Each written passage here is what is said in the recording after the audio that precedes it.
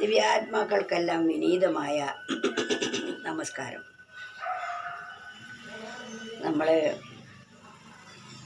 ജ്ഞാനവും വിജ്ഞാനവും തമ്മിൽ വളരെ വ്യത്യാസമുണ്ട്. ജ്ഞാനം എന്നാൽ ഈ ലോകത്തെ സംബന്ധിച്ച അറിവാണ്.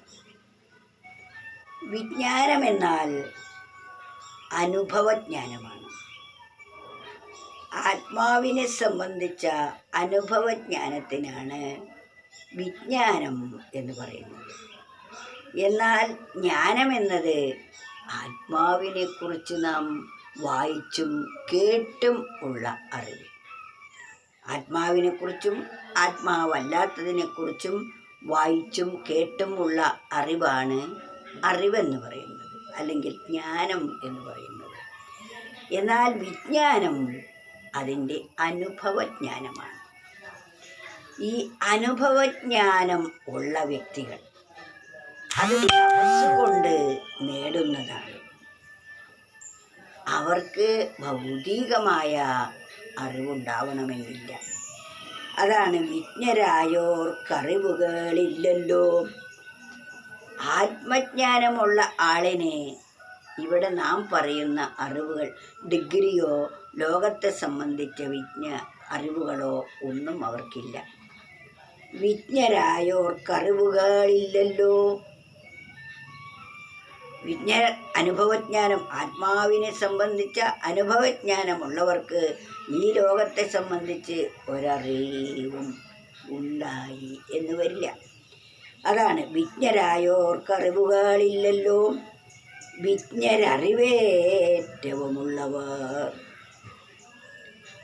വിജ്ഞരല്ലറിവേറ്റവുമുള്ളവർ, ഏറെ ഈ ഭൗതികമായ കാര്യങ്ങളെക്കുറിച്ച് അറിയുന്നവർ വിജ്ഞരും അല്ല. ഈ അറിവ് കൂടുതലുള്ളവർക്ക് ആത്മജ്ഞാനം ഉണ്ടാവാൻ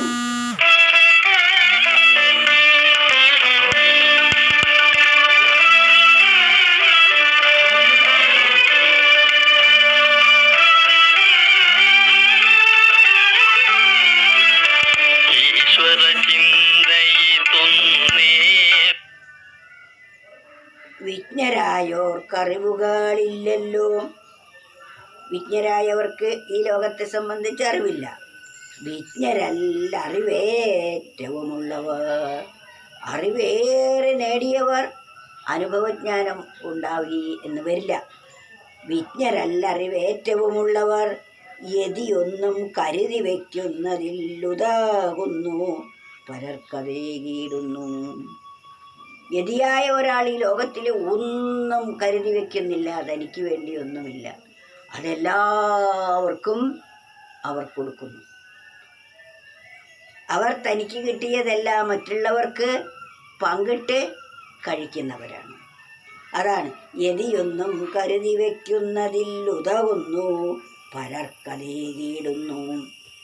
അവസാനത്തെ തൊട്ടു മന്യർക്കായി ടവനേകുന്നു വർദ്ധിപ്പു ശേഖരം.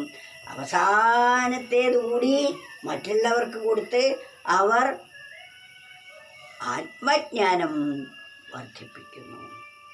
ഇതാണ് വാസ്തവത്തിൽ ഒരു യതി, ഒരു യോഗി, ആത്മജ്ഞാനമുള്ള വിജ്ഞനായ ഒരാൾ ചെയ്യുന്നത്. നമ്മൾ അത്തരത്തിലുള്ള ഒരു വിജ്ഞനായി മാറുകയാണ് ചെയ്യേണ്ടത്. വിജ്ഞരായോർക്കറിവുകളില്ലല്ലോ. വിജ്ഞരല്ലറിവേറ്റവുമുള്ളവർ യതിയൊന്നും കരുതി വയ്ക്കുന്നതിൽ ലുതകുന്നു, പരർക്കിതേകീടുന്നു. അവസാനത്തെ തൊട്ടു മന്യർക്കായി ടവനേകുന്നു വർദ്ധിപ്പു ശേഖരം. അവർക്ക് വർദ്ധിപ്പു ശേഖരം, പുണ്യം അവർക്ക് ഈ ലോകത്തിൽ ഉള്ളതെല്ലാം, തനിക്ക് കിട്ടുന്നതെല്ലാം മറ്റുള്ളവർക്ക് കൊടുത്തു കഴിയുമ്പോൾ അവരുടെ പുണ്യമാണ് വർദ്ധിക്കുന്നത്.